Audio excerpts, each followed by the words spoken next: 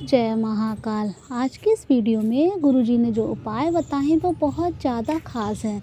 गुरुजी ने कहा है यदि आपकी कोई विशेष मनोकामना है, कोई विशेष कार्य है जो आपका पूरा नहीं हो पा रहा है, कोई चाहे कर्ज की समस्या हो, आपके बच्चे बात नहीं मानते हैं, पति आपकी बात नहीं मानते हैं, या कोई भी आपकी समस्या हो पैसों से संबंधित कोई विशेष मनोकामना है, तो उसके लिए उपाय बहुत ज़्यादा खास हैं। ये उपाय आपको प्रदोष के दिन करने हैं और ध्यान रखें ये उपाय आपको शाम के समय करने हैं। प्रदोष की तिथि में शाम के समय आपको ये उपाय करने हैं। तो जो पहला उपाय है मनोकामना पूर्ति का, इस उपाय में आपको 1 लोटा जल ले लेना है। जल आपको अपने किचन से लेना है, जहाँ पीने का पानी रखते हैं वहाँ से 1 लोटा जल ले लीजिए और थोड़ा सा शुद्ध शहद ले लीजिए।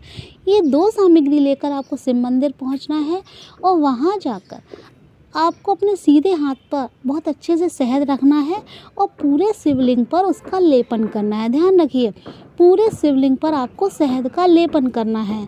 लेपन करने के बाद आपको क्या करना है, जब शहद तो लग ही गया शिवलिंग के ऊपर, तो आपको अपनी 3 उंगलियां जिनसे आप त्रिपुंड बनाते हैं, उन तीनों उंगलियों से आपको शिवलिंग के ऊपर जो शहद लगा रखा है, तो तीनों उंगलियां रखनी है जिससे आप त्रिपुंड बनाते हैं, वही तीनों उंगलियों से ओम बनाना है। ध्यान रखिए कि आपको तीनों उंगलियों से ओम बनाना है उस शहद के ऊपर जो आपने शहद लगाया है शिवलिंग के ऊपर। ओम बनाने के बाद आपको थोड़ा सा शहद अपने घर साथ में लाना है। आप किसी पात्र में थोड़ा सा शहद रख लीजिए। उसके बाद जो 1 लोटा जल है वो आपको समर्पित कर देना है श्री शिवाय नमस्तुभ्यम या ओम नमः शिवाय का जाप करते हुए। जब आप ओम बनाएं तो आपकी जो भी विशेष मनोकामना है वो आप अवश्य बोलें महादेव से। उसके बाद वो जो शहद है वो आप घर लेकर आ जाइए। यदि आप अपनी कोई मनोकामना पूर्ति के लिए उपाय कर रहे हैं तो आप अपने माथे पर यानी मस्तक पर आपको टीका लगा लेना है उस शहद से। और यदि आप किसी और के लिए, जैसे आपको अपने कोई पति आपकी बात नहीं मानता है, बच्चा आपकी बात नहीं मानता है, या किसी और के लिए आप उपाय कर रहे हैं, तो आपको उसके मस्तक पर टीका लगाना है। मस्तक पर टीका लगाते समय आपको मंगलेश्वर महादेव के नाम का स्मरण करना है। गुरुजी ने कहा है ये उपाय बहुत खास है और प्रदोष के दिन किया जाता है। यदि आप ये उपाय कर लेते हैं तो आपके जो भी जरूरी कार्य है, जो भी आपके कार्य मनोकामना जो आपकी पूरी नहीं हो पा रही है, वो अवश्य पूरी होंगी। एक दूसरा उपाय गुरुजी ने बताया है, ये उपाय भी आपको प्रदोष के दिन करना है और प्रदोष काल में यानी शाम के समय ही करना है। इसमें आपको 3 दीपक लेने हैं। दीपक आप चाहे मिट्टी के ले लीजिए, चाहे आप आटे के बना लीजिए। और आपको 1 दीपक गोल बत्ती का लेना है और 2 दीपक है वो लंबी बत्ती के। ध्यान रखिए, आपको 3 दीपक लेने हैं जिसमें आपको 1 में गोल बत्ती लगानी है और 2 में लंबी बत्ती डालनी है, और उसमें गाय का शुद्ध घी डालना है तीनों दीपकों में। उसके बाद शाम के समय आपको पहला दीपक लंबी बाती का लेना है और जो बड़ का पेड़ होता है बरगद का, वहाँ आपको ये दीपक प्रज्वलित करना है। दीपक प्रज्वलित करते समय आपको बटकेश्वर महादेव के नाम का स्मरण करना है और आपकी जो भी मनोकामना है वो बोलनी है।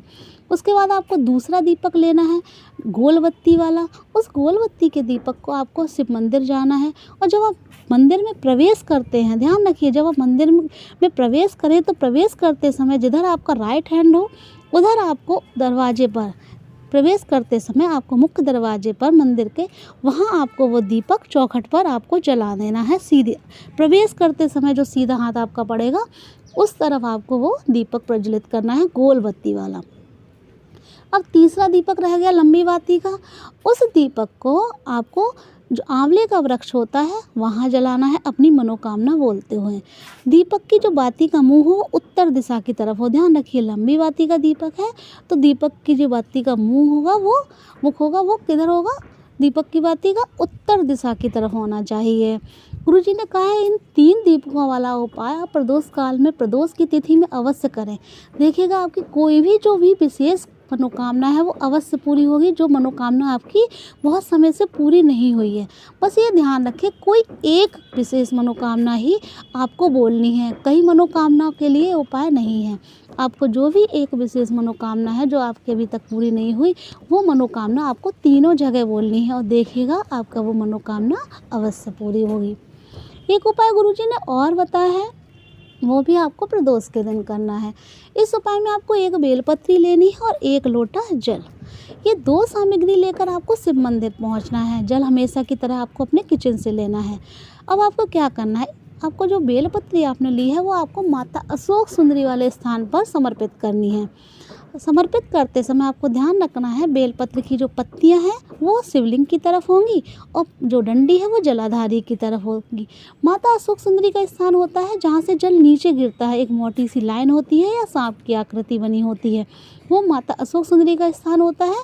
तो पत्तियां शिवलिंग की तरफ और डंडी जलाधारी की तरफ होगी और बेलपत्री का जो चिकना वाला हिस्सा होता है वो माता अशोक सुंदरी वाले स्थान में स्पर्श करना चाहिए।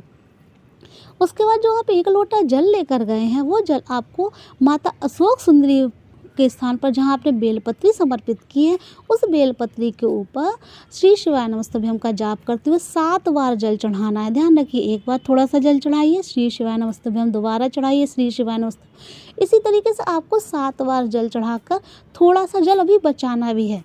ध्यान रखिए, पूरा जल आपको 7 बार में नहीं चढ़ाना है, थोड़ा सा जल आपको बचाना भी है और उसके बाद वो जो जल है वो आपको शिवलिंग के ऊपर समर्पित कर देना है अपनी मनोकामना बोलते हुए।